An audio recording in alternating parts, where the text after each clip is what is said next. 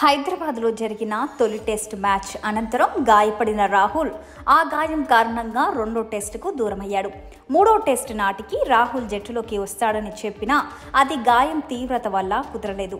ఇప్పుడు దీని ప్రకారం హైదరాబాద్లో జరిగిన తొలి టెస్ట్ మ్యాచ్లో గాయపడి భారత జట్టుకు దూరమైన కేఎల్ రాహుల్ కూడా ఐదో టెస్ట్ మ్యాచ్కు దూరమైనట్లు బీసీసీఐ తెలిపింది.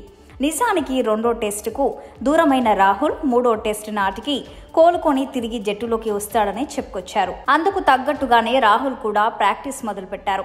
కానీ అతను మూడో టెస్టుకు ఆ తర్వాత నాలుగవ టెస్టుకు కూడా దూరమయ్యాడు. కేఎల్ రాహుల్ ప్రస్తుతం ఐదో టెస్టుకు దూరమయ్యాడని, రాహుల్ ఫిట్గా లేడని బీసీసీఐ తెలిపింది.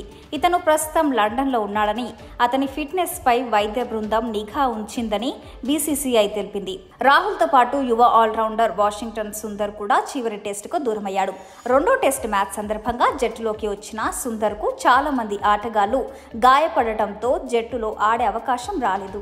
ప్రస్తుతం భారత జట్టుకు దూరమైన సుందర్ రంజీ ట్రోఫీలో సెమీఫైనల్కు చేరిన తమిళనాడు జట్టు తరపున ఆడనున్నారు.